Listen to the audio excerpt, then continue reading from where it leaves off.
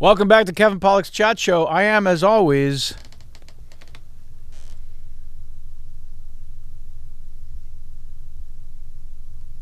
Chat Show. Now, the question is, were they able to use the buffering gag? We're in new facilities here. I'm getting a thumbs up. First time in 5.5 years. I'm getting thumbs up, too. Oh, did you think that, like, Calcanis owned it? Yeah, Like, yeah, like it's like whenever Conan moved, right. he couldn't use the any intellectual of his rights characters. owned by the Mad Greek. Yeah.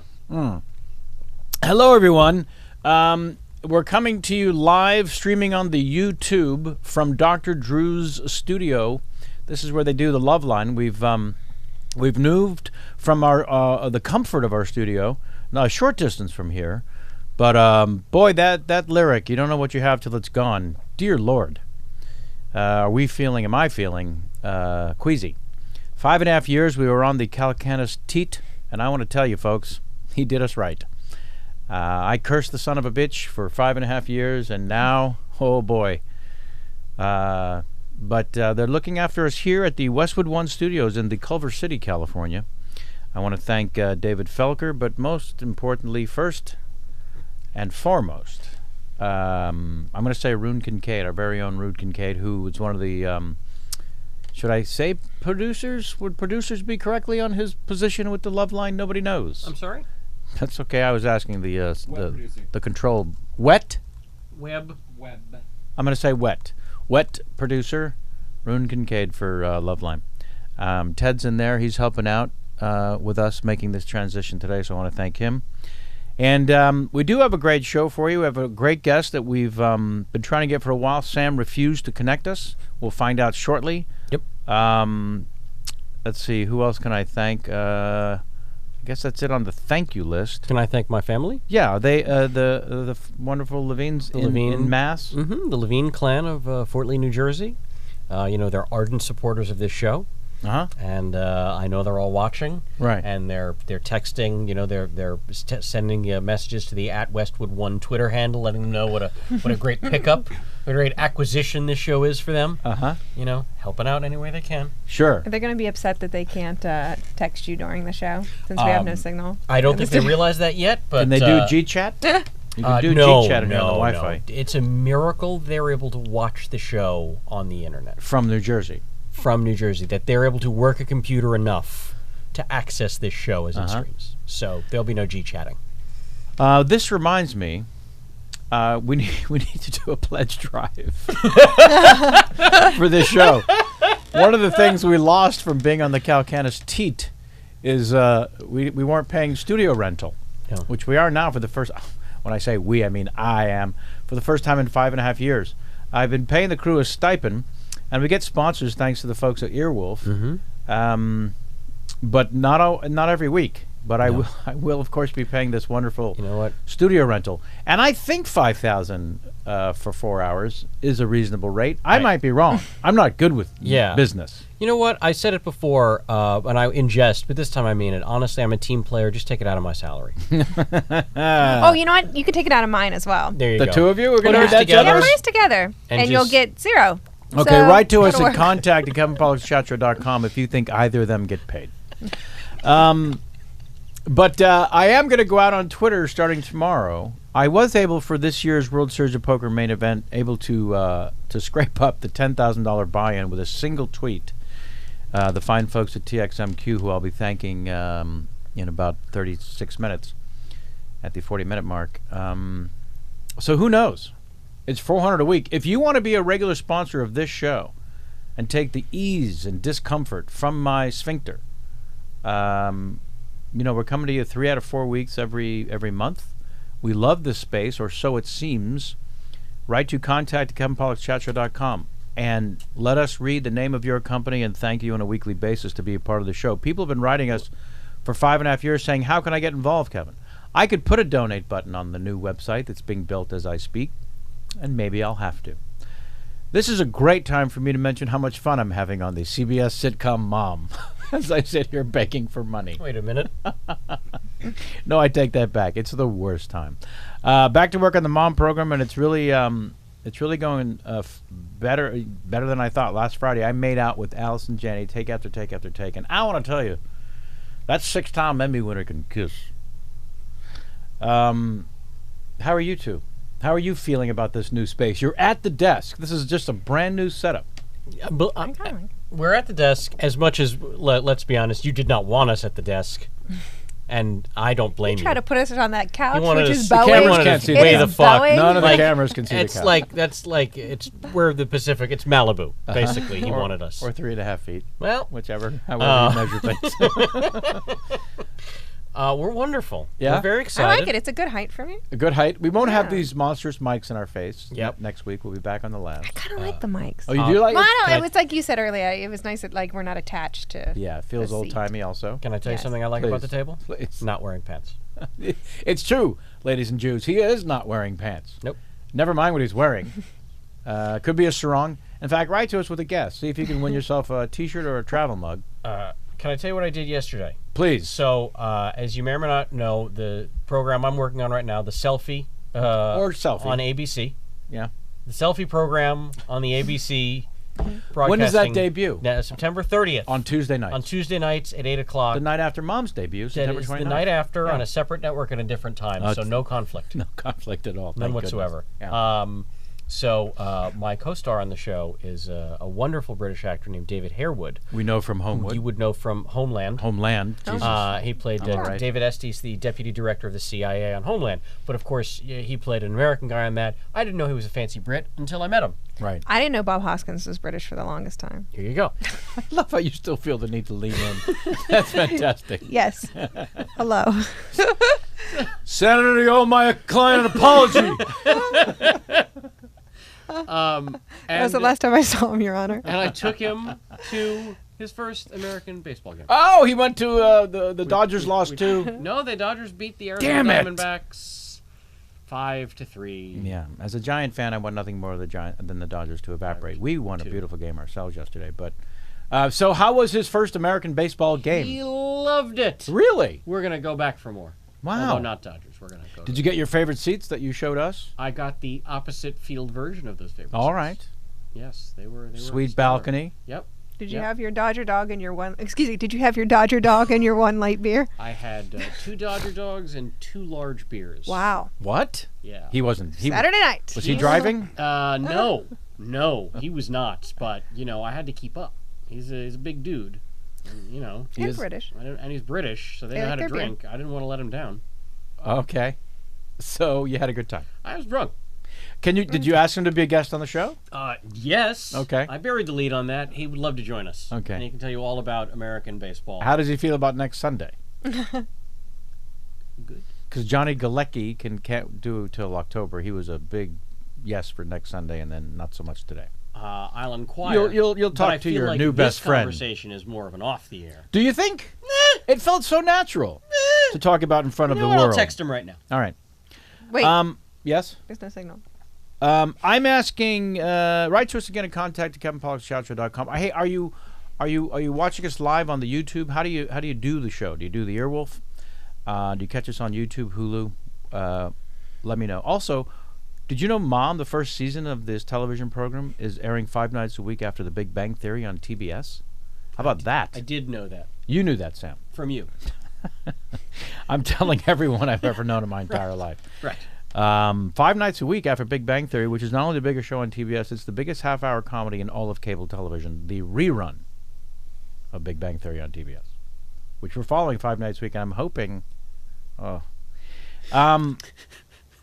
Here's good news for all of you generous enough to help out on the Kickstarter of my first feature film documentary that I directed called Misery Loves Comedy. Little update. We got ourselves a big-time agent to rep the film over at the UTA. They don't represent me. They're just going to represent the film, which I promise you is only because they smell money. There's no other reason for it. So that's an amazing vote of confidence. We're submitting to Sundance. We're having a distribution screening in early October. Things are going well. My guest today is a big-time director himself and had a documentary out, I think, debuted last year. We're going to talk about it and get the specifics, but I know it's available on the Netflix most likely. We'll talk more in specifics, and I want to hear more about the documentary world since I'm so damn new to it myself. I think we're done with business, and I can... just honestly and truly, we're going to make a big push for subscribers on iTunes and YouTube, so help out wherever you can. The tweet is @Sam Levine. That's correct. Okay. With 2 M's. With 2 M's. SAMMLEV. Both of you stop leaning in. I'm getting seasick now. Because J-Mac and his See, it's the most exercise I've gotten all week. running the soundboard. These are technically crunches. These are technically crunches, as close as we're going to get to crunches. So I can lean. Yeah, now the camera's it's not blocking the punum as well. Is it? Yeah. Okay. All right. I think we've made our I'm guest secretly wait. getting a kick out of this because I know our guest, I adore our guest, and we've made him sit there quietly for 11 full minutes now, and he's been stellar at it. You know, I think you're right. Let's find out. All right.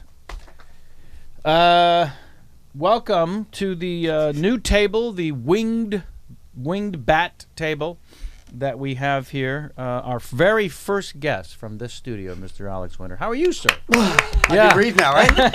Man, that's the longest I've ever held my breath in my life. You and David Blaine. Woo! Yep. And I wasn't hanging upside down on a block of ice. No, you seem to be bleeding. You were biting your tongue as well. How you doing? Good. Thank you. Welcome. Thank you so much. Thank you very much for joining us today.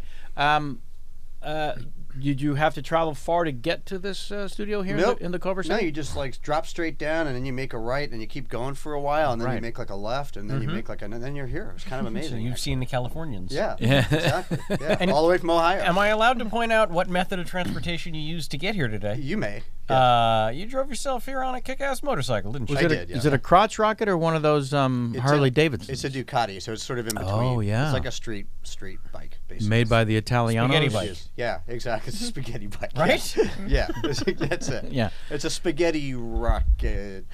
The original spaghetti westerns, I believe, were shot with also with motorcycles. How about They were, yes. we'll call it a Those spaghetti were the wagon. horses. Yeah. They would just like put like horse Spaghetti pelts over the motorcycles, and then Yeah. that's what they rode. Yeah. Saddle up. Yeah. How long have you been riding the motorcycle since Sam was kind enough to bring it up? motorcycles for probably over about 31 years. Dear Lord. I've been riding for my whole adult life. And how did that start? I think it was right after I started riding mopeds in high school. Sure. And I grew up on the East Coast, not far from Sam, actually, and I started riding mopeds, sort of motorcycle-like mopeds when I was in high school, and I would kind of break the law and drive them on the highway and do things you weren't supposed to do. And Wow. then, so as soon as I got old enough to be able to get a bike, I got a bike. Wow. So I started riding right out of the gate. And And you've had all different kinds. had every different. I mean, I've ridden every conceivable different kind over the years. Right. Yeah. And now you've settled into. I've settled into this Ducati because it's. I'm a street rider mostly, so Right. I'm not like a guy you'll with their knee on the pavement, or if you do, it's because I'm having an accident. Sure. But I grew up in New York mostly, so I'm used to riding around insane people in the middle of a city. And I like that for some reason. I don't know Yeah. what the problem is. Yeah. Well, you don't really know how to drive until you drive any kind of vehicle in Manhattan. Yeah, And exactly. then I think yeah. you're ready for anywhere in the world. Yeah, or walking even. For sure. Yeah, You were born in London, England, I'm told. I was indeed. And now you're back there working a lot, but I want to know, because you left when you were 5, are there any memories? Yeah, sure. Yeah, a lot of memories of England, of London, and sort of the neighborhood that we lived in London. And we had a lot of friends there, so even when we moved to the States, I'd go back a lot. Right. And then I kept my citizenship. I'm dual, so I direct in the UK and around the world a lot. So all those years before you thought you would be directing commercials and televisions and things in London, you just kept the dual citizenship because why not? No, this is a funny story. I don't know how Well, long we'll and see anecdotal about you that. guys can get. We'll or see. even how funny it really is. But I'm going to tell it anyway. Yeah, please. Just don't I lean hadn't really in. thought about it. My brother had the opportunity to get it and he didn't. And once you say no, you can't get it. Right? I think he couldn't get it. So he's done. He's all American citizen. It's a very tricky thing having 2 passports. So I think I was at NYU Film School. I was doing some acting during the summer to pay my tuition, and I ended up in Death Wish 3. And I'll say. yeah, and I auditioned. It takes place in the South Bronx, and I'm a white middle class Jewish kid from mostly a little bit of England, a little bit of the Midwest. So naturally, I played a Puerto Rican gangster from the South Bronx Wow. because the director was a visionary, and he knew what I had in me, And not only was I playing a Puerto Rican gangster from the South Bronx, but we were shooting the whole thing in London. Because why not? Well, now it makes a So- little sense yeah. because if you were actually shooting in the Bronx and he thought it'd be difficult to find an actual Puerto Rican, Exactly. we're going to have a conversation. Well, yeah. So it turned out that the reason he cast me was because he knew, he's a British director, Michael Winner. He knew that No relation. no Winner, W-I-N. Ah, right. He directed all the Death Wish movies. He knew that because I was born in England that he was a very wealthy Brit. He could finagle me a passport, and by doing so, would be able to pay me significantly less than any kind of SAG legal amount. So, and he did that to he got like a bunch of New York, we were like New York theater brats. I started in theater in New York, and he cast a bunch of New York people, some English people, and he sort of pushed us over to England for $1.50. It was a Canon picture. Oh, boy. And that's how I got my British citizenship. So I was actually indebted to him for that. Yeah. So he's like, the good news is you got a passport. The bad news is you have to be in Death Wish 3 now. So kind of how. Well, I think it worked out pretty nice. Yeah, so you born in London, England, till age 5. Why come to America? Had you just seen the Eddie Murphy movie? Yeah, that was it. Uh-huh. I mean, anything that Eddie Murphy did, I would do. Right. Yeah, it's got me in a lot of Did you trouble see with it. Vampire in Brooklyn? 'Cause yeah. Well, You you- would not have as much of an urge. I'm going to advise against it. By the way, No, you just went from seeing Vampire in Brooklyn is you what went I'm from advising London against. to St. Sister cities, right? Yes, there. I mean, I didn't even know I'd moved. I mean, I really just woke up one morning and felt I was in. My mother was because I had this sort of like idyllic blonde, curly-haired, kind of cherubic child, and I went to school in the Midwest, and I immediately got my ass kicked, like Sure. 6 ways from Sunday. So like, I started school that morning saying banana, and I ended school saying banana. That day. And that was it. I never looked back. And she was like, you're this lovely cherubic British accent that you'd had your whole life up to that point was like eviscerated at one in day a in day. school. Yeah, it's like one day on the blacktop. I was like, I am not going back to school and saying banana. Well, when you go from Big Ben to the Arch, that's got to be, Yeah. yeah. Yeah. I've spent some time in the St. Louis. I like it. Yeah, I actually do too. I really love St. Louis, but Yeah. I spent a lot of my childhood there. I have great memories. My mom taught. My parents were both modern dancers. She ran a dance company in London, one of the first modern dance companies in Europe. And my dad was in her company, and also an architect. He was an interesting multi-hyphenate before that became chic. Back then we just thought he was out of his mind. But Yeah. then we moved to St. Louis, and she taught dance at Washington University, and he was an architect and ran a dance company, which is still going. And you started in the theater there in St. Louis. So before becoming a child star on Broadway, you were a child star in St. Louis, opera production of Oliver with, wait for it, Vincent Price. I was. I'm yeah. going to need some kind of information about this. I got to tell you, I was from the moment I have any memory. I was a movie obsessed fanatic. Like I would sit in the library at WashU while my mom taught class when I must have been no more than 7 or 8, and just read Hollywood film volumes. Right. And I would go watch Chaplin movies and Hitchcock movies and Fred Astaire movies at the big theater they had on campus. And I even took a film class at WashU when I was like 11, just because I could, because my mom taught there. Right. So I didn't play Oliver because it was a Broadway touring company production. So I was one of the they brought in the principal, the extra cast, workhouse boys and schoolboys. I had a good part. I was in the whole show, but for me, I was just completely gobsmacked. Yeah. And the St. Louis Muni Opera Theater is a very famous outdoor theater. It seats some ridiculous amount. I mean, it's ginormous. It's like 10 times bigger than any Broadway theater. So, suddenly I was just on the stage with thousands and thousands of people in an audience with Vincent Price, who I was, as a Hammer Films fanatic. Yeah. And, Peter Cushing and Vincent Price were probably my 2 favorite actors ever when I was a little kid. Really? And I just loved that stuff. That's pretty remarkable taste. It was just, that was a lot of the stuff that, if you remember, being a kid in the 70s, there was no cable TV. So Nope. if you watched TV, it was mostly, in St. Louis, it'd be like The Price is Right, and then like great black and white horror movies that were chopped up and they just ran them for 6 hours. There's nothing, and then Watergate. Yeah. And there was nothing else on television as far as I even remember from my childhood. So, Right. it wasn't like I was effete. That was what was on TV. It was Abbott and Costello, Hammer Horror, all these great, even the Ealing comedies. I was really big into Alec Guinness, Man in the White Suit, all that stuff. That was really like my early inspiration because that was what there was on TV. Yeah. So meeting him was a mind blower. Insane. Yeah, it was really amazing. And it wasn't just, there were a bunch of people, because it was a Broadway touring cast, so there was a bunch of fantastic supporting characters in that show, most of whom I recognized from other movies. So it was really, really a wonderful kind of way into the business. And what was cool was we moved from St. Louis to New York the following year when I was 12. Right. And I ended up on Broadway like the year we got there. And Yul Brynner had been taking the previous touring company of King and I through St. Louis when I was doing Oliver. And they were rehearsing as we were coming out. And I got to meet Yul Brynner. And again, that was just like my head exploded. And then within like 8 months, 10 months, I was auditioning for him on Broadway for King and I. Which you did. Which I did. Yeah.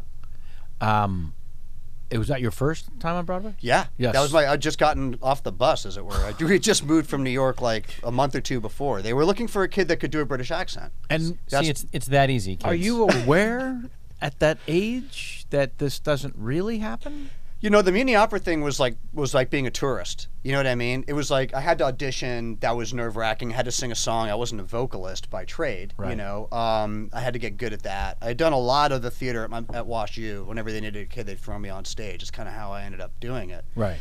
I'd done some TV commercials in St. Louis and stuff. But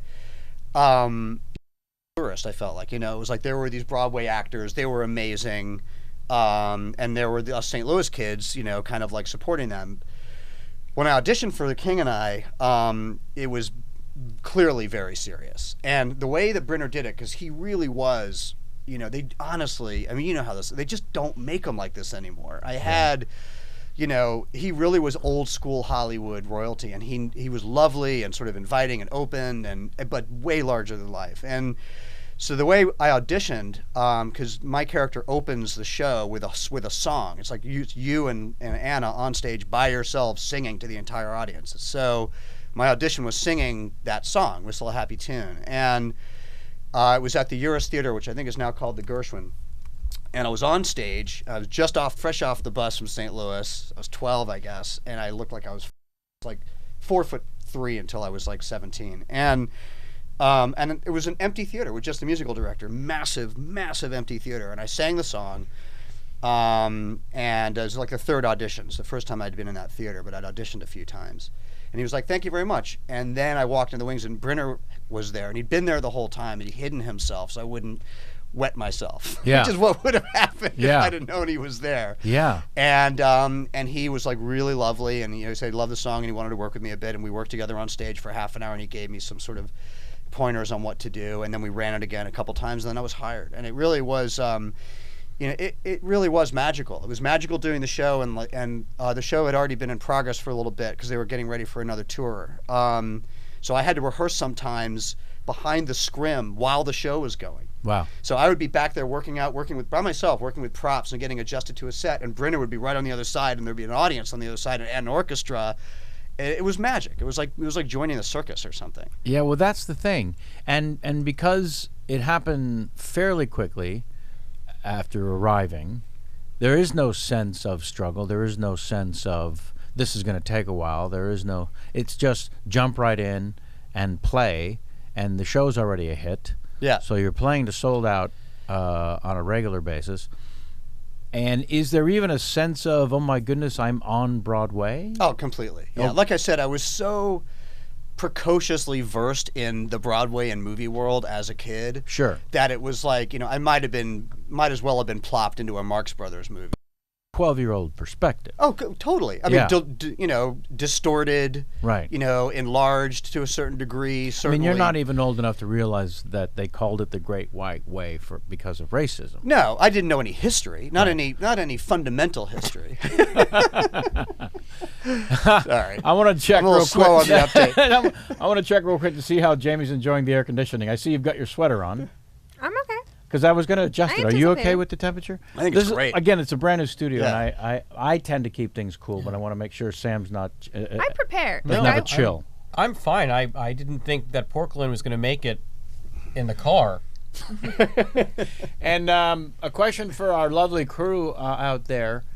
I'm seeing the reflection of the lights and the china balls in the window behind our guest. His camera doesn't see any of that, right? because I didn't check any of these things. So I'm getting a big. I'm watching on the thing. How is the chat room? Looks Jamie? phenomenal. I mean, the only real complaint is that the background's a little busy. Like, there's a lot going on in the background. On whose camera? Just everywhere. Okay. Like behind us. And Yeah, because we were in the Charlie Rose. Right. And we're Black going box. from a Void. complete black box. box to Yeah. like a complete white box. So Yeah. it's Well, we didn't throw on the purple Loveline lighting that is all throughout this room with the flick of a switch. It's not too late. It's not too late. it might make Sam too sexy. Is there such a thing? You know. Yes, there is. Yes, there is, Kevin. So, okay, well, getting back to the show momentarily, and then you go on to do Peter Pan with Sandy Duncan. Yeah. Is there a break between these two productions? I mean, Yeah. I'm trying to get to a place where the 13-year-old or the 14-year-old you feels any sort of struggle as an actor. Because when you start at the level you did, it's kind of enormous, and perspective is just waiting for you. Right. The way it awaits any actor. Yeah, I mean, I think that the thing that kept me sane was that I had this, like you put it was sort of play. I mean, I got the gravity of it, don't get me wrong. I understood I was doing professional work, and I understood that I was on Broadway and not somewhere else. And Yeah. I had a lot of gratitude for that. Getting Peter Pan wasn't easy. I had time in between that. The show was bumpy getting off the ground before Broadway. It almost collapsed getting to Broadway. We started in D.C. and then moved into Broadway from there. That whole time I was auditioning, not getting a lot of stuff. It was a lot of rejection all the time. Oh, okay. I had a fairly European quality, so I never really booked a lot of stuff. Like I was really specific. I either worked in a really specific place, you could slot me into something, or I just did not work at all. Yeah. So, all that time I was sort of running. There was a crowd of us in New York that was all auditioning together and, in theater together. And a lot of those people, wanted to do great things. Some of them just left the business. Who are some of the ones we Sarah might Jessica know? Parker was doing Annie at the time, Sure. and it was a whole kind of circuit of us. Some of the kids from West Side Story, and it was so every day you were getting rejected on a massive level. So what I did was I went to a normal high school in New Jersey, and I would literally take the bus into the city every day to do the shows, 8 shows a week. So I had this sort of normal Jersey high school life and my showbiz life, and sort of the trifecta of that is really all I wanted to do was direct and write. I love acting, and it was enjoyable for me, but I was really saving my money to go to film school, which is what I ended up doing. Yeah, NYU. Yeah, so I was on Broadway again with Peter Pan for about 3 years. The other thing, and I don't know whether this was my mom or whether I did this or how this ended up happening, but I would take odd jobs in between the shows. I went and worked at MTV doing phone solicitation for a summer. I sold shoes on the ground floor Paragon for a summer. I kind of looked at all this stuff like a gig. Right. And I kind of understood because I was around theater for so long. I mean, I was young, but I wasn't that young. By the time I was in my late teens, I saw the heartbreak. I saw the people who couldn't get work. I saw the people around me who were sort of crumbling due to one thing or another. I was in New York City, so I mean, a lot of shit was going down in the mid 80s, in late 70s, early 80s in New York. AIDS was happening, Broadway was being knocked down, a lot of the theaters were being destroyed.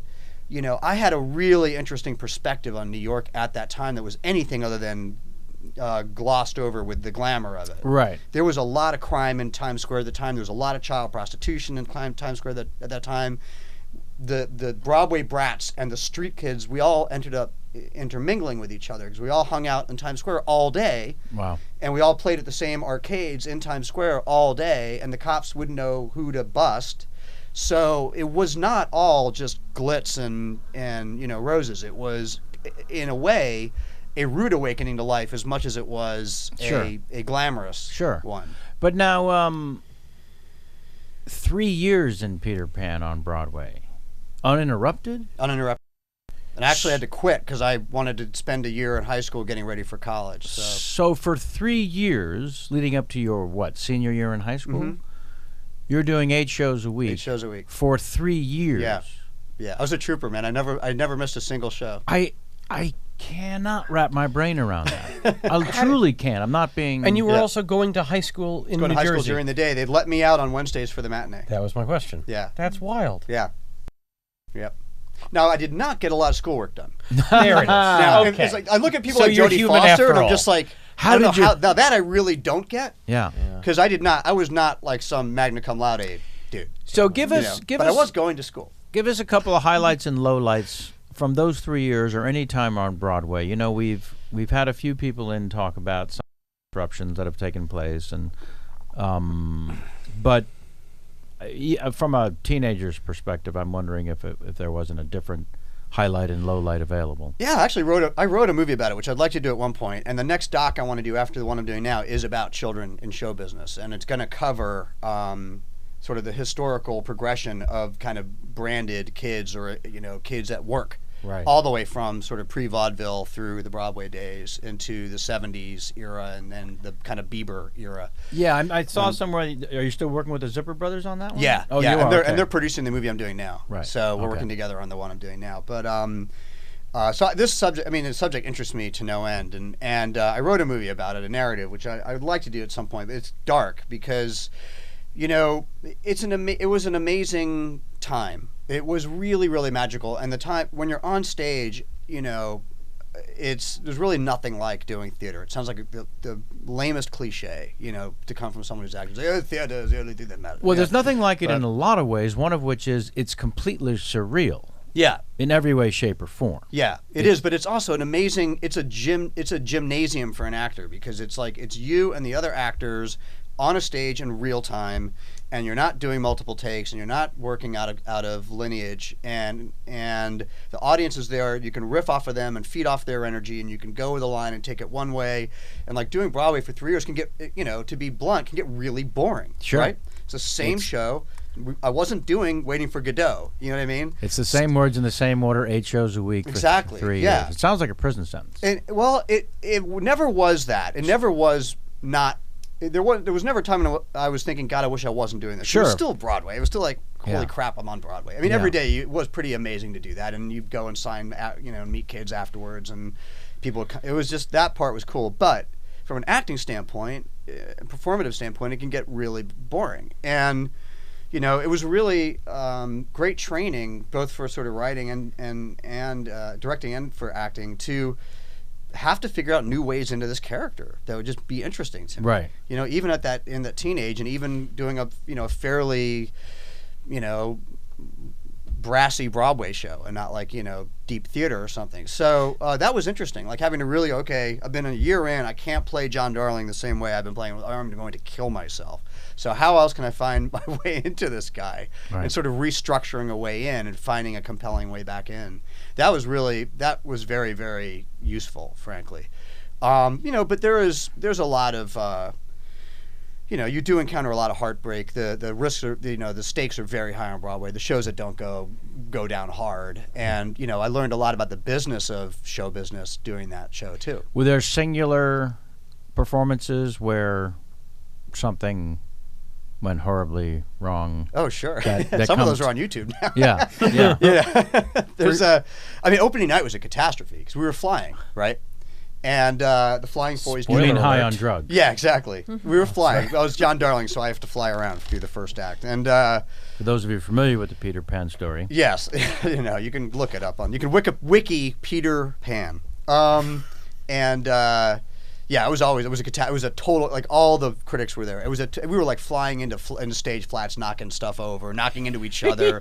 Stuff got coiled around. Like the kid who played Michael's wire got caught on my leg, and he was literally flying because he was attached to my leg. So I was like, how long am I going to last before my leg literally just comes off, you know? And the show must go on, and it's opening night, and the stakes are high, and we barely got on Broadway. We limped our way onto Broadway, and they shut us down and started us and wrote new songs and took songs out and fired people. You were the Spider-Man turn off the dark of the 80s. Fired directors, hired. It was it was not rosy. And so we had that happen to us. Sandy Duncan was really great and sort of took it all. this was a big relaunch. Had it not been, it couldn't be since Helen Hayes. No, Kathy Rigby, That's I think, had done it before. I'm not sure. I can't 'Cause remember. I was thinking Sandy Duncan was before Kathy. She Rigby. may have been. I kind of get that stuff wrong sometimes. What's but the year we're talking about? would have been maybe 80, 79, 80, somewhere in there. That had to have been before Yeah. Rigby. production? Let's look that up. Yeah. What came first, the chicken or the egg? And by that I mean Rigby or Duncan. Yeah. After Martin. Certainly, that's what I'm saying. How Yeah. long since Mary Martin, which was, Yeah. I'm thinking 50s. Yeah. Yeah. Yeah. But I So- mean, it was a giant relaunch. It was a huge production. Like Julie Stein came in to write new songs for us. Like big Broadway people were coming in to kind of lend a hand and figure it out and work out what to do. And it was amazing. Yeah. It was really amazing. And it was a great time. You know, Marvin Hamill should be hanging out backstage, and like, you know, Cy Coleman, and you know, it was an amazing time. Like I would say that the wake up, just to sort of answer the question you asked a while ago, is like, when did I have that wake up? What happened was, you know, I'd done The King and I. We had taken it on the road. I ended up doing it at Pantages in '78. So that was like my arrival to LA. Mm-hmm. And as I said, I was a Hollywood, like, you know, obsessive. And because it was Yul Brynner, backstage at the Pantages every day, it was Robert Wagner, Natalie Wood, Lucille Ball, you know, Richard Rodgers, Jimmy Coburn. It was like Hank a Fonda. wet dream for a kid who was into the movie. I mean, it was Yeah. crazy. And then I went and did Peter Pan, and then I stopped and went to film school and like got sort of normal for a while. And when I moved out to LA after film school, that world didn't exist anymore. Right. It just was gone. Yeah. It just literally was. I was lucky enough to sort of catch the tail end of old Hollywood. Yeah. And it was like everyone was dead or they just were gone. And it was Chasen's was about to become Bristol Farms. yeah, and Brown Derby, because that was all there. I mean, everything was still there. Everything around the Pantages in like '78 was still there. By like '83, '84, and I moved back out, it was like a different Hollywood. And Yeah. it was like Chevy Chase was the biggest star in Hollywood at that time. It was like, could not have been more different. SNL had kind of taken over the world. And I just remember thinking, damn, okay, this is a different entertainment industry than the one I was sort of like lulled into. Right. And from then on, it was like much more reality, going to auditions, not getting them, learning the ropes, figuring out my way. It was sort of like almost a complete resurgence, Yeah. you know. I'm being told by the wonderful production staff that I I have need to a leave? live read to do, if you wouldn't mind enjoying your tasty beverage. And we have more water and coffee standing by, should you need. How's this camera here, fellas? Sure, that's the one. Yeah. TXMQ has been an IT solutions company for over 35 years. You heard me, TXMQ. They offer middleware and application integration, platform solutions and services, professional staffing, and ECM and web portals as well. And don't you know, so much more that I personally understand as I'm reading this to you now. Stop running your company at half production, you sons of bitches. Simply head on over to txmq.com or call, wait, I've got a number, as if it were the 90s. 1-716-636-0070. I'll wait for you to get a pen.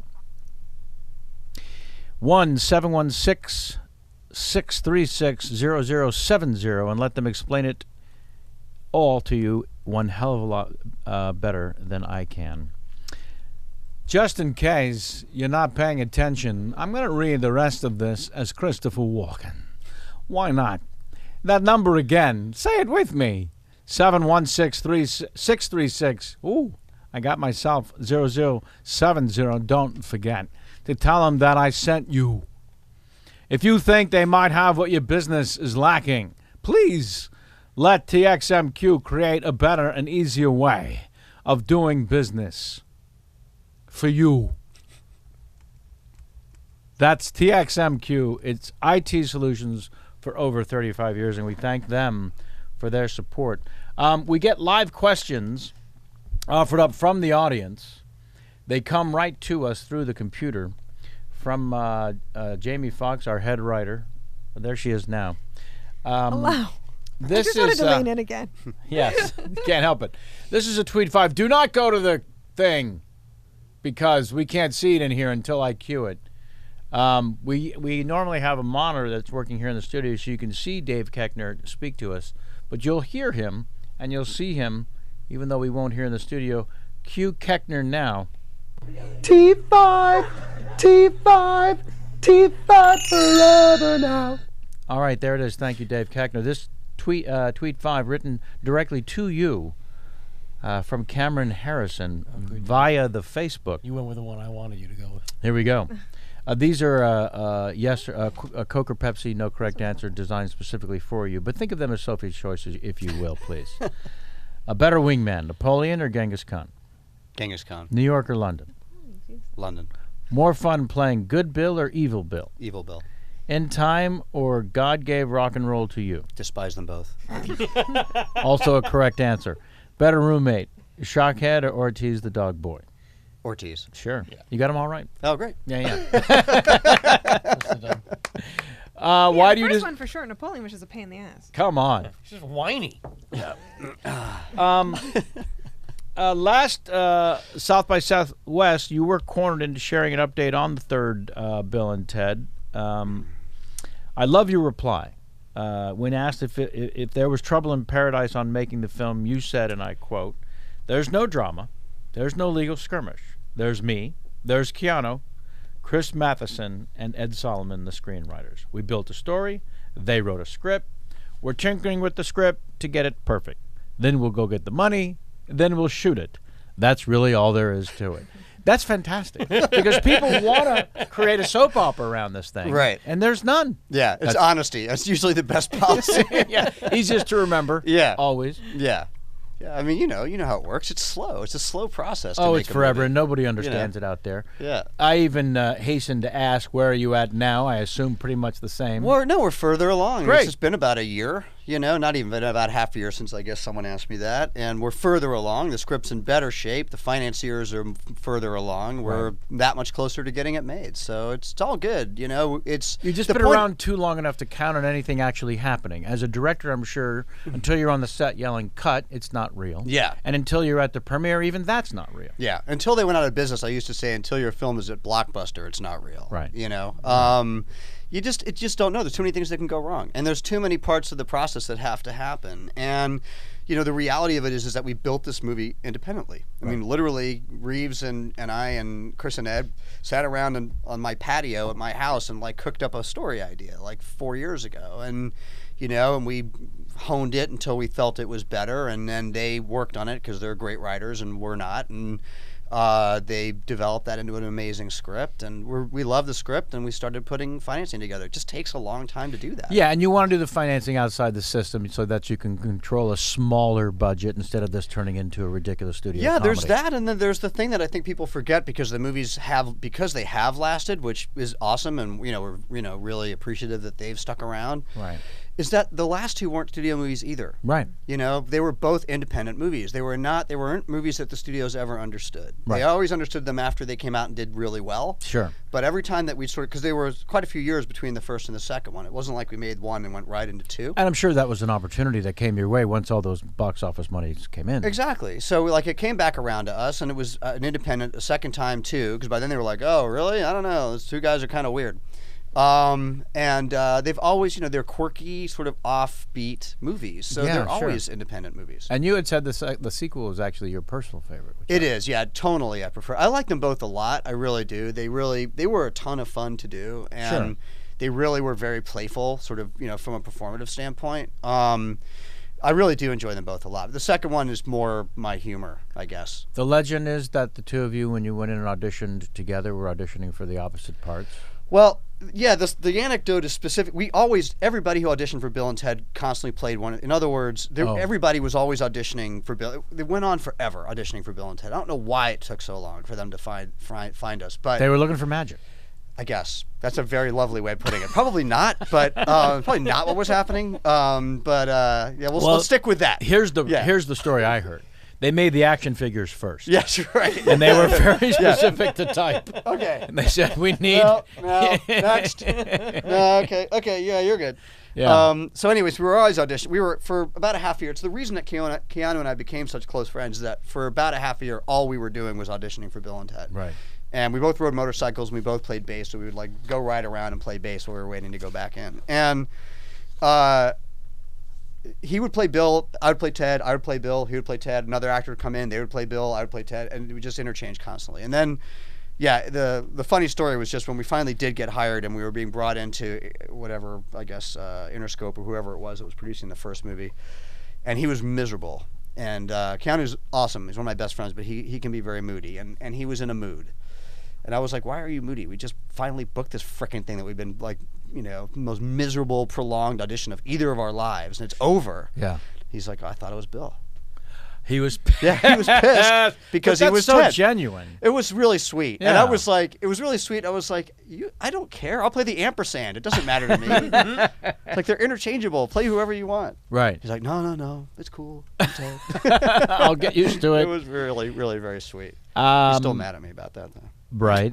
Yeah. It was your fault. It was my fault, yes. I called him. I was like, I'm only doing this if I play Bill. Yeah. Still have the cut off half T. Exactly. So what do you Rock. do in Yeah. this little tiny I movie haven't watched it either. that could becomes what it became? I mean, A lot. I mean, it's a Bill and Ted movie. It's not like, sort of like pretending to be a Bill and Ted movie while it's really like, a Justin Bieber movie. It's what happened to Bill and Ted, What are you going to do when you... That's the comedy of it is what makes it work. Like when we were like, when I said we were sitting around trying to cook up an idea, it was like the perfect comic conceit is to answer the question, what happened to these guys 20 years later who were supposed to have really solved everything in the world. Yeah. And the world was supposed to be this wonderful place, and they were supposed to be these magnificent icons. So what happened? Are Yeah. they? Did they? And if not, why? Right. And that's obviously That's the fun of question. it. Exactly. no, that's pretty great. Yeah. So you refocus in the writing and the directing, which you had wanted from your days at NYU, and was the master plan. Was Freak your first feature? Yeah. I co-directed that with. I met a guy named Tom Stern at NYU, and Right. we directed together for about 8 years. And we directed. I had my own show on MTV called The Idiot Box, Right. which was I think their first foray into live action. It was '91. It was a sketch comedy show that Tom and I did together. We directed it, and we wrote it with a guy named Tim Burns, and then I starred in it and played most of the characters with Tom. And Freaked basically was the Idiot Box movie. We came out to Hollywood, and we kind of hooked up with Sam Raimi, and he was trying to help us get movies off the ground. We had this very irreverent, quirky style.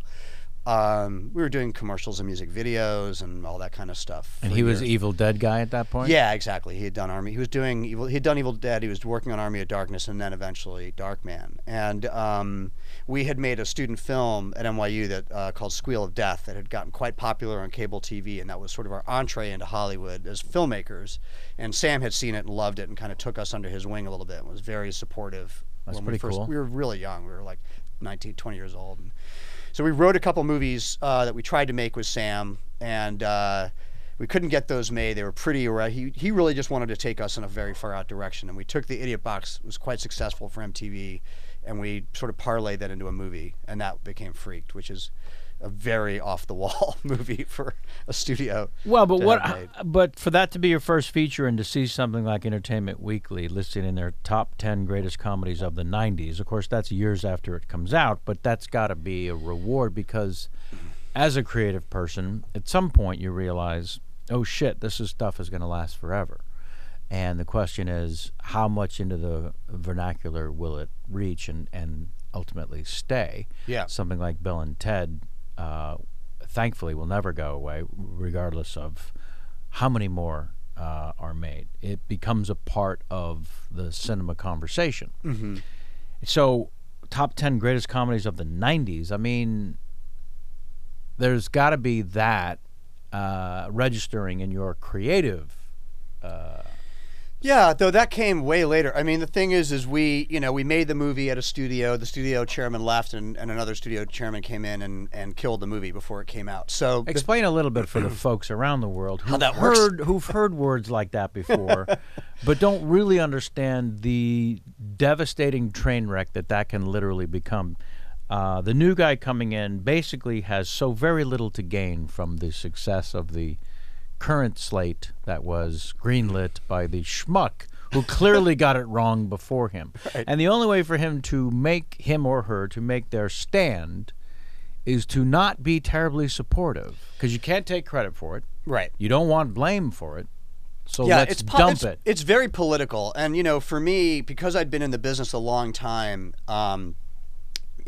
Freaked was a movie that had, we were very young. We were 25 years old. It was the first time we'd ever shot 35 millimeter. We'd been shooting 16 mil music videos and stuff up till then. It was $11 million, which was a fortune in 1991. It's like making a $60 million movie today, and just especially given what we were making, because we had, four of the biggest makeup effects houses working on it at once. We had CGI before it was PDI who went on to do Shrek when they were literally like in a room at Raleigh Studios. It was a ton of stuff. Yeah. And it was a very big movie for us. Big cast. It was an amazing cast, and it was one of those things where basically whoever we asked kept saying yes. It was just a dream. From Bob Goldthwait to Randy Mr. Quaid, T. Mr. T, Brooke Shields, who was awesome in it. And we just had this phenomenal cast. And, and it was a 3-year job to get it made. It was about over a year in prep. I was starring in it as well. I was playing, the main character, and I had 7 hours in prosthetics in, 3 hours out every day. Or 6 hours in, 3 hours out every day. And top of directing it. So it was an exhausting, like, acid trip of an experience. You can only shoot for 20 minutes. Exactly. Well, I eventually started sleeping in the makeup because I just I was literally not getting any sleep at all. So by the time we got through all of that and all of the edit and all of that stuff and got to the end and it got shelved, it was 3 years of solid labor. And so it was beyond devastating. It was devastating. Yeah. And I mean, it's you can couch it in sort of like, sort of ESPN style athletic. Oh, it's all good. I got to learn a lot of lessons. I was challenged by my experience of adversity. Yeah. It sucked. You learn more from failure, all that nonsense, exactly, all that annoying. I was a stronger, better person at the end of that game when I got my ass kicked. It really sucked. And just devastating. Yeah, it was a big. How do you not fall into a serious funk or depression? Well, what I did, the way I dealt with it was like it really, get back to work. It circled back to your first question. For me, I'd started in the business at 9 or 10. I'd been on this run. I'd taken it pretty seriously, but I'd always done other stuff. I'd gone to film school. I was acting. I'd sort of like came out to L.A. and sort of got those movie parts. I was very, very happy to get them. I worked hard to get them, but I still had my eye on the writing and directing. When that happened, freaked, I was like, you know what? I've got to stop. And I think for anyone who goes into the business young, and I think, I do a lot of stuff with kids in the entertainment industry. I shoot a lot of kids' TV and stuff, and I love working with kids. But I tell the parents this all the time. It's okay to have your kids in the industry, but you have to know that there's a certain amount of development that will not happen until later. Right. It just won't. It's impossible. Like you can't develop organically and be an adultified industry like the entertainment industry full-time at the same time. Something's got to give. And what gives is a certain amount of your development. And I think what happened to me at 25 was I was like, okay, I really want to do my writing and directing thing. This is pretty horrible. No one's exactly going to be offering me another movie right away. I'm kind of burnt on Hollywood. And I split. I mean, honestly split. I split, and I had a dual passport, and I moved to New York, and I opened a production company in England, and I spent about a dozen years shooting commercials in the UK and all over the world, and building it and having a family, getting married, having kids, working on my writing, working really hard on my writing and directing, but just outside of the scrutiny of the business. Right. And I didn't do this. I'd love to say it was like some brilliant design. In retrospect, I realized I saved my ass. Yeah. Because what I was really doing, I realized later, was the growing that I couldn't do earlier. And so that's why I ended up okay, I think. Yeah, you chose a life experience.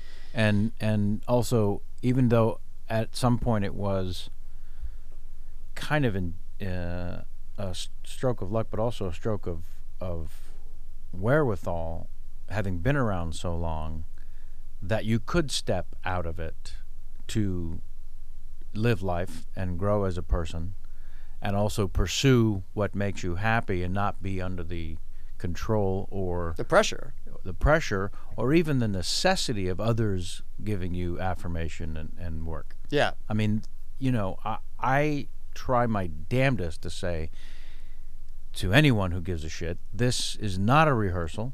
If you're not proactive in your own life and career, and you're waiting for someone to make it happen for you, you're literally wasting your life. Yeah. And it's almost a miracle in your case, as I'm hearing it, that you were forced, for whatever reason, to have this step back moment. Oh, okay. Fuck me, fuck you. Yeah. I'm going to go do this now. Right.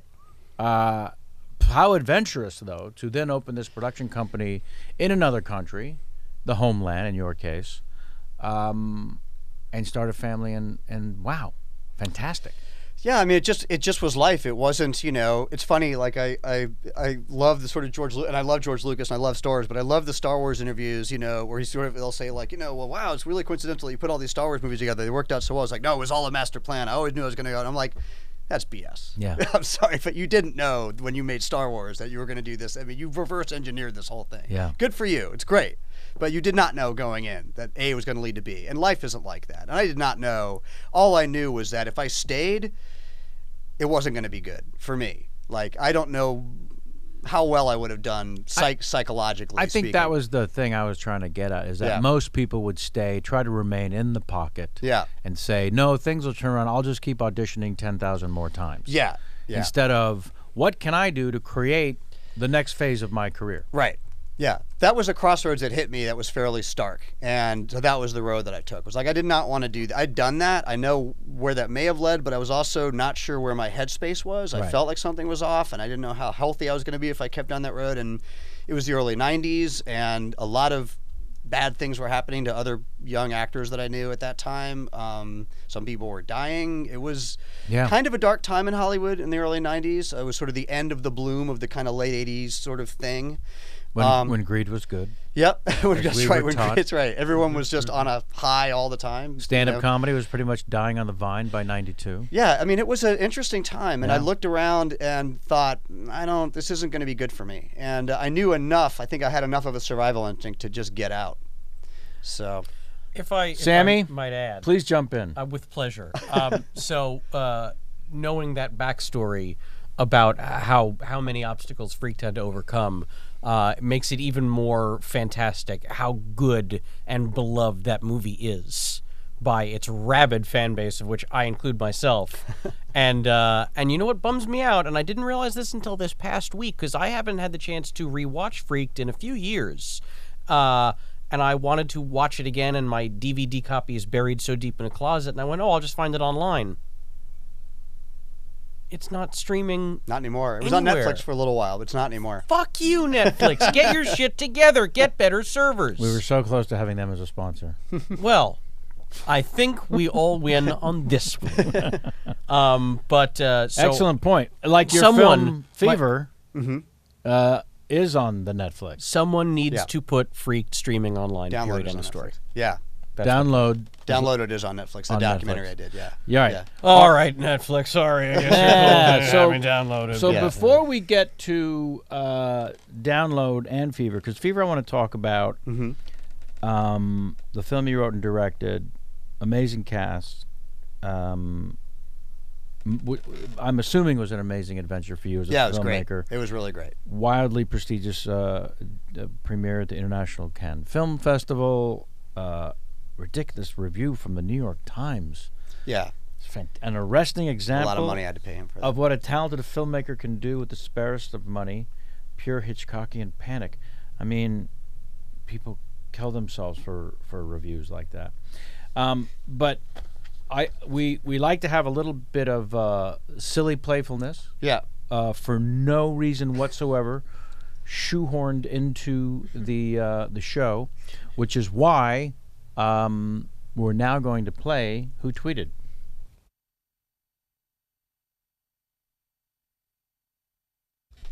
I know they're rolling the intro. I literally was so engrossed to this.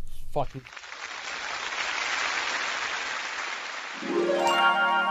Celebrities have so much to say. Who tweeted? Is the game we're gonna play. Okay, thank you. All right. 850. That's what we're doing here. The numbers that we were told from the other room. Sammy, what's going on, buddy? Oh, this is the it's best. so odd to have you not standing at the round table. I don't. I get to be part of it. I don't know. That's right. I don't know how this is going to feel, but we're going to try it. It's clunky. It's, you know what? It's like sleeping with someone new after you've been in a long-term relationship. I see. Yeah. You're like, I know physically how to do it, but it's going to be weird no matter what. That's the same analogy, by the way, he uses for everything. Literally everything. Okay. Please explain the game to our guests. Here is how Who Tweeted works. Yeah. So, one at a time, I'm going to read a series of 8 tweets that were all authored by 3 different people. I'll tell you who they were in a second. But when you feel that you know who authored either of those tweets, you ring in by saying your name playing against Kevin now. And whichever one of you rings in first, I point to you, you get 3 seconds, and you're going to be telling me who you think authored those tweets. And today, we will be playing the Cartoon Network Stars edition. Excellent. See, I was telling you that these 3 tweeters had something to do somehow with you as the guest. And so it's from the Cartoon It's Network. all Cartoon Network stars. The Ben 10. Your brothers in arms. So we have John DiMaggio. Love John I will- DiMaggio, former guest of the show. Past and future guest, maybe. The great Mark Hamill. Love the Mark Hamill. Future guest, I'm sure. And Seth Green, also future guest, I'm sure. Yeah, Absolutely. that's you should be working on the Seth Green. You're buddies Done. with him. Done. Yeah, We're gonna we make love that the happen. Seth Green. So All right, we're going to make that happen. Okay, but in the meantime, so that's we're doing John DiMaggio, Mark Hamill, or Seth Green. So one of the 3 wrote these tweets. He's going to read. And so you know, I like the guests to know this.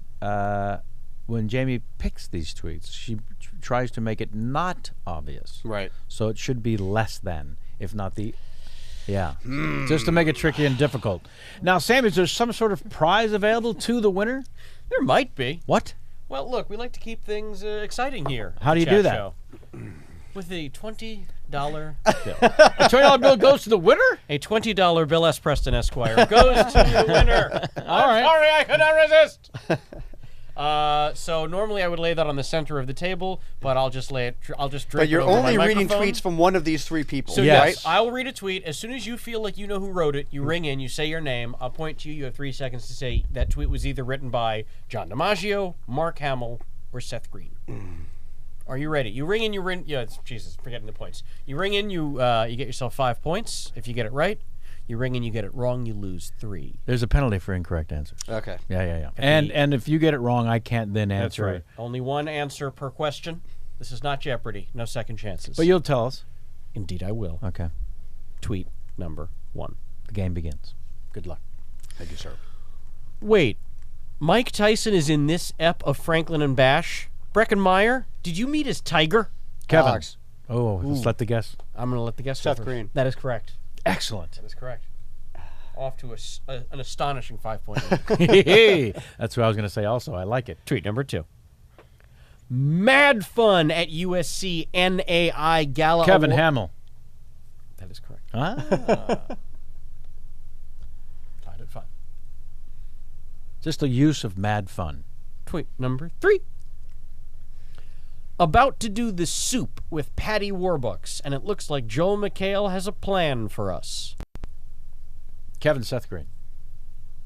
That is also correct. Sam hates when I get points. Why is that, Sam? I don't know. That was like a complete blank. That Because was like don't- me, you want the guest to win? I love it when I guest wins, yeah. especially if I'm the one who invited them to the show. This reflects very poorly on me. I hope you know that. Tweet number 4. Okay. I've been nominated to do the ALS Ice Bucket Challenge by a bunch of people, but I can't do it. Doctor's orders, so I donated. You should too. Alex Hamill. John DiMaggio. DiMaggio. Damage. DiMaggio. Right. I believe he just had back surgery. I understand why the guest, because who would think that the Damage would have a doctor, let alone a doctor's excuse? Let alone, yeah, multiple doctor's orders is how I'm reading that. Yeah. He had multiple physicians telling him he couldn't do it.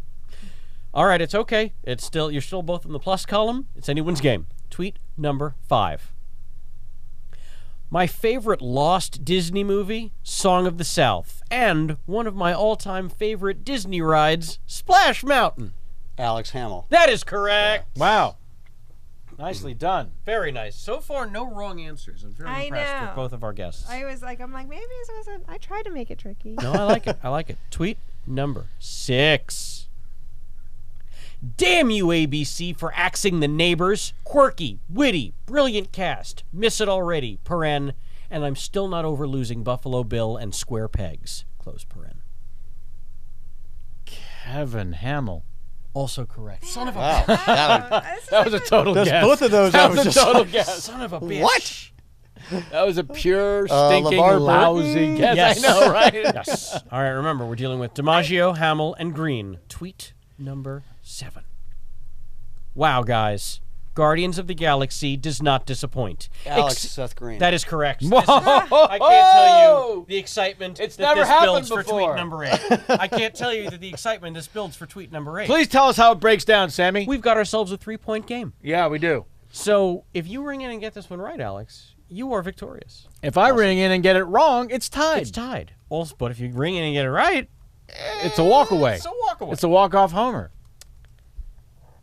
The 8th and possibly final tweet. I'm going to sit back and let our guest take a shot at winning. I don't even. That's how I I'm don't going to even play this. I don't even. I've already memorized the tweet. Wow, that's astonishing. I'm feeling it. The 8th and final tweet. For Here we this go. Good $20 luck, bill. sir. What a meal! Ah, you bastards. What a meal! Should we go by poundage as to who that might be? Alex DiMaggio. That is correct! All right. Congratulations to our guest. That is how you play. Who tweeted? Nice.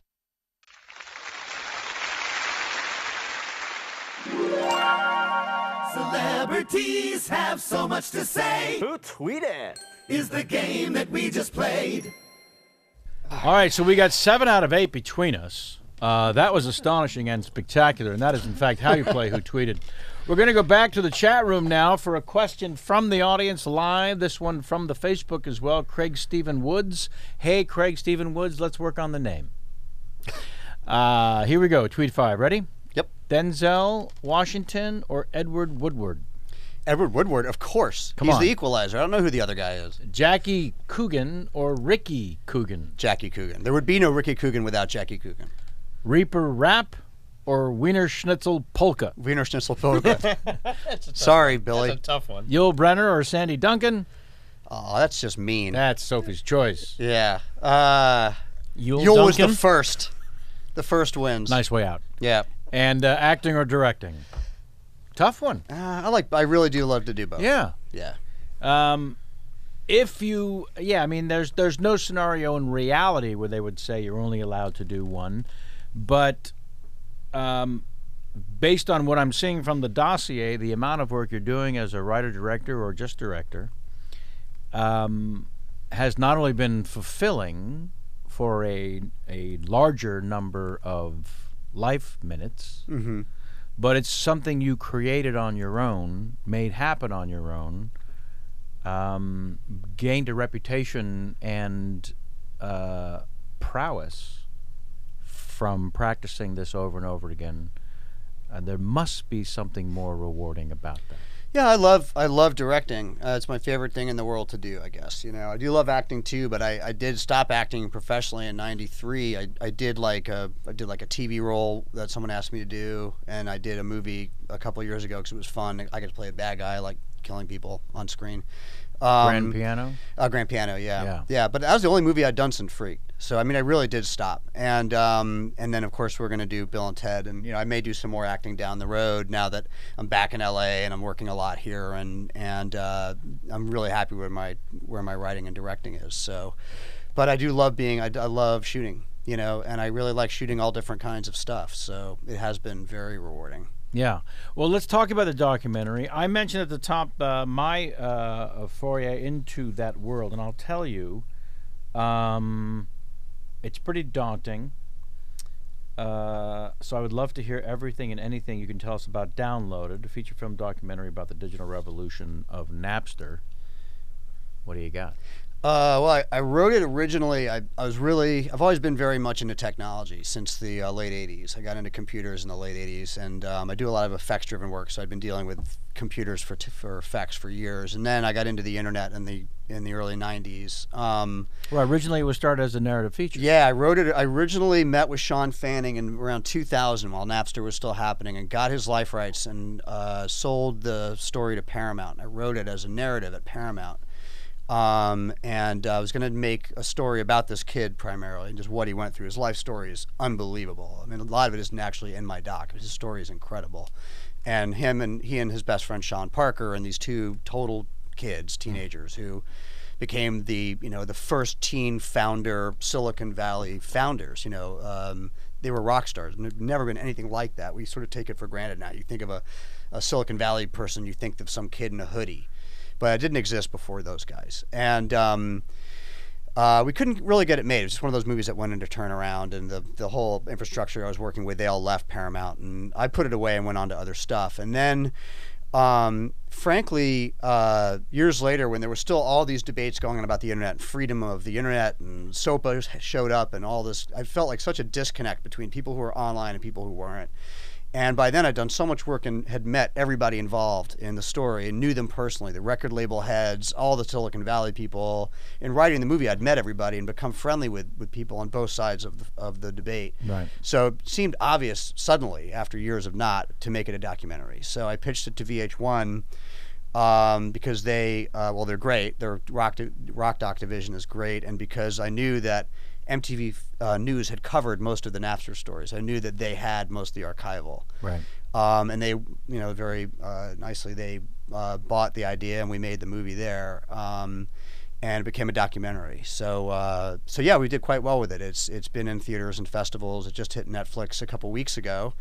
It's doing really well on Netflix, actually. It's been very popular on Netflix, and then it premieres on VH1 in October. Wow. It gets my seal of approval. Oh, thank you, dude. For what it's worth. We talked when we were working a couple weeks ago. Yeah. I watched it over the weekend, and you're not even mentioning there is a slew of huge musicians David Bowie comes to mind. throughout. Talks about how much he liked Yeah. Napster. Yeah, there's a lot of surprising people who were very supportive of the technology, and people who, for reasons I get, weren't supportive of the technology. So it's about a youth revolt, I think, more than anything else. It's a generational movie, and it's a movie about technology and two kids who were extremely passionate about building a global community online, and no one had ever done that before, and they hadn't. That was predated Facebook and MySpace and all of that stuff. So it's a pretty extraordinary Predates story. iTunes as well. Oh yeah, sure. Yeah. Yep. Yeah. Yeah. Big time. Yep. And so when the crossover happens, I'm assuming after iTunes, when there's a backlash of stealing any media, is taking money out of the creative community, out of their pockets. What do these guys go through who created Napster as a rebellion, as a world opportunity for a community? Because now you see both sides of this argument clearly.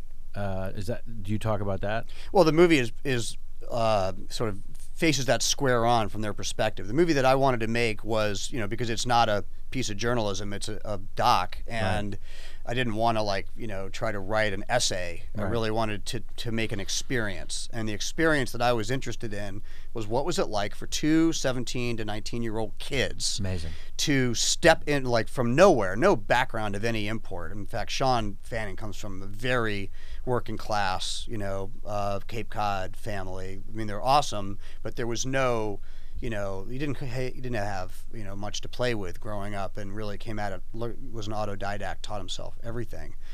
What was it like for them to step into this thing, for him to be on the cover of Time magazine and then vilified by everybody and called a pirate and a thief? And it was that experience that I really wanted to examine. And Sean's perspective was that he really believed, somewhat naively, that if he knew that this thing was the future, he knew that this was what the world needed, that it would democratize culture as much as it would throw a rock in the water. But he did not expect the fight to be as sort of brash and intense as it was, and for there to be so much resistance from pre-existing industries. He thought that he would present this architecture, they would go, oh, that's really cool, we're going to build that into our architecture because clearly it's coming no matter what, and then they would monetize and create a business out of that, which is exactly what Steve Jobs started to figure out in 2003, and which, I think the way I look at it, which is kind of not in the movie because I don't really like editorializing in the movie, sort of want to let it talk, but from my perspective, it was just a matter of time. It was like, sure, there was going to be this period where the monetization wasn't going to work, where people were going to get screwed over because we were making this huge global shift from working this way to working that way. It's the same thing that happened when the automobile happened, and it's the same thing that happened to people who sold ice in Chicago when refrigeration happened. They freaked out. Radio to TV. Yeah, they tried to stop people from selling refrigerators. It was the end of their business, and it was. People do lose money, and there are casualties when there are seismic cultural changes. fault these individuals for cultural seismic changes. They are painful, but they're going to happen. We're seeing that there are ways to monetize. They need to be improved. They need to keep getting better. Some people are still being too resistant, I think, to change. And I would go so far as to say something that could seem provocative, is that to me, piracy is only a function of how willing whatever distribution network you have is to embrace the new technologies. Right. When they're more willing to embrace new technologies, you have less piracy because people have access to the media that they want. And the people who are stealing, that will still steal later, that's shrinkage. It's always going to happen. It's always happened. You've had people in China and Thailand selling DVDs for, you lose a buttload of money that way. But the general sort of big swath that you're talking about where people get hurt, I firmly believe that that's just getting smaller and smaller and smaller. Sure, of course. And will eventually be negligible by the time everyone goes, okay, this isn't going away. I ain't making money this old way anymore. It's not going to work. I have to step into the future. Right. Okay, let's go back once again to the chat room. I want to give them opportunities to talk to you directly. Lindsay Shimizu? We don't have it up, but I'm going to say Shimizu. I'm going to say Seth Green. Seth Green. Yeah. Correct. 20? Another 20. Another $20. Thanks, on its Sam. way. On its way. It's kind of a lame question, but I. Oh, thought it it's was cute. it's a little Bill and Ted-ish. It's a cute question. Yeah. I thought. And let us know also if you've been asked this a million times when people try to be clever. If you, because that's what we're sensing. If you could choose a historical figure to bring forward in time and hang out with, I like it. That's good. who would it be? How do you answer that when it's asked? I have been asked this question every day of my life since 1989, as it happens. And I have yet to construct a really genuinely. I mean, Let's go with an actual gut, and as opposed to what might be clever or entertaining. I mean, let's go around the table. Let's not just put the scrutiny on you, damn it, as it has been. In fact, let's buy you some time. Sam, we'll start with you. One individual from the past or future, from the past or present, but fictional or otherwise, because it has to be real, because that should be real. Historical figures. Historical figures. Yeah.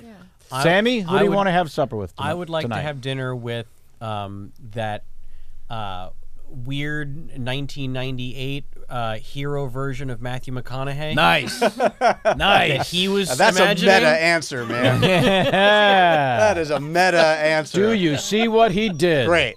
So this can trickle down by the time it gets to me and I say something really obvious and pedestrian. Set the bar. All right, we'll go to you next then. Thanks, great. Then we'll switch over to Jamie, who clearly doesn't want any attention on this. Yeah. I don't know. I might say Buster Keaton. Yeah. Someone who really invented modern cinema and is just someone who inspired you. Yeah, inspired me in childhood as a vaudeville style performer. Yeah. Had a really interesting life. Samuel Longhorn Clemens for me. Great, that's a good one. I knew you would answer that. Well, he's one of the pure stand-up performers of satire. On social satire in specific. He was supposed to be kind of mean, so he might. And we love the ornery. Yeah. Get off stage and tell everyone to go fuck themselves. I like that a lot. Yeah. Jamie, who do you got? I'm trying. Come on.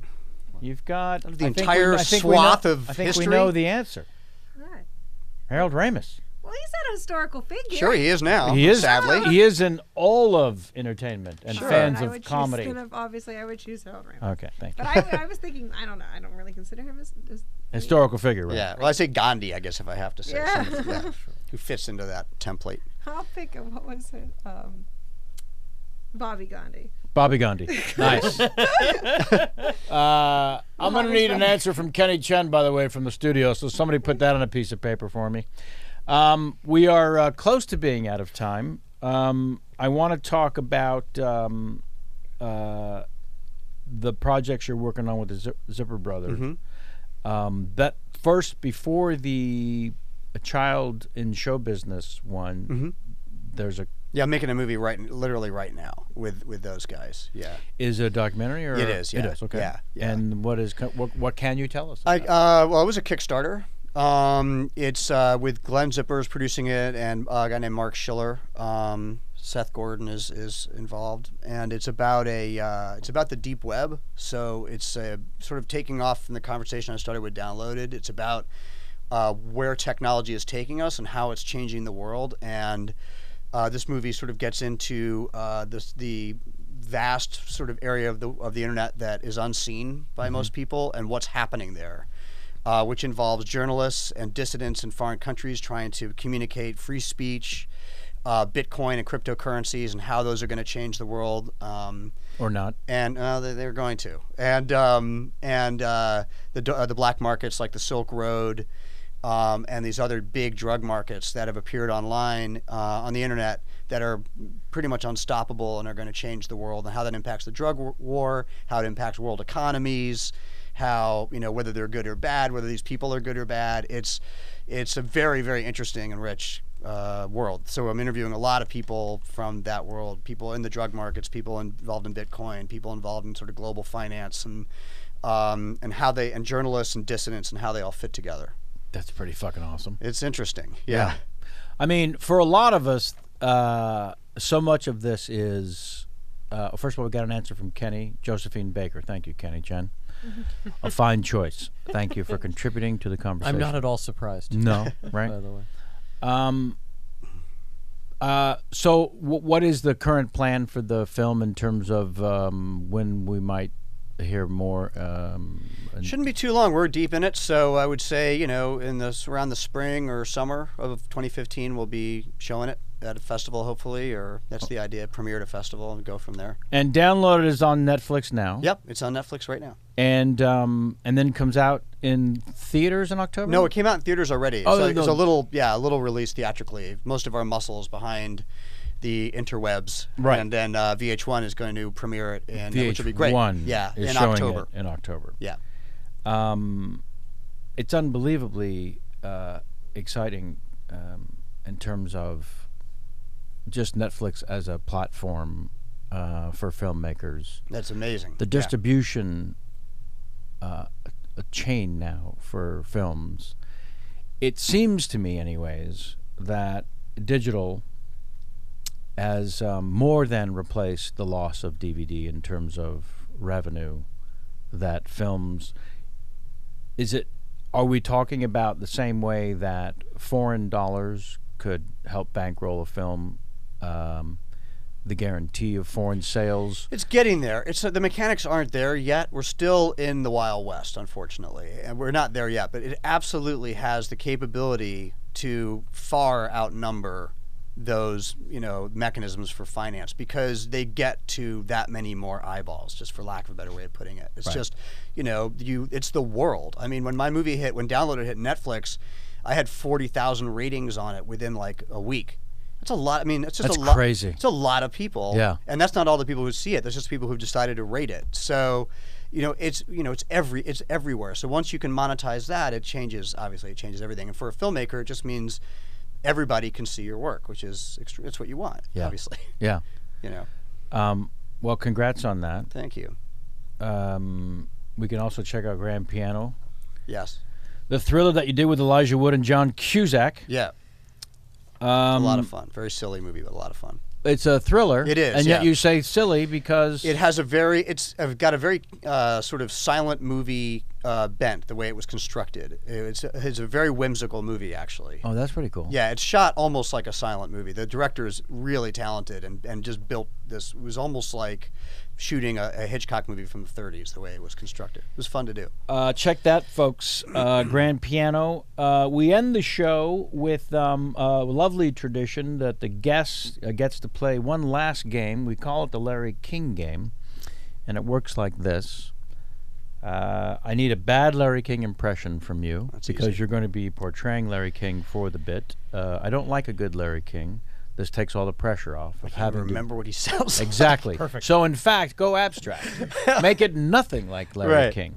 But it's that moment when Larry would go to the phones, and right before going to the phones, Yeah. he would look into the camera and Yeah. share something about himself that no one needed to know.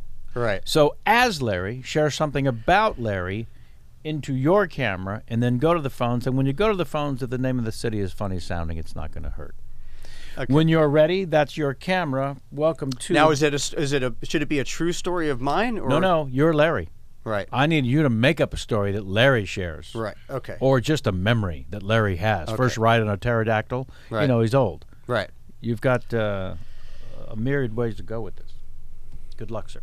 Okay. I need these, right? Oh, very nice. This might be so much like Larry King, though, that you may be sued for libel. So I'm going to warn you right out of the gate. I like that. I will leave you tonight with a very poignant memory that I have yet to share with any of my closest friends, much less with my beloved television audience.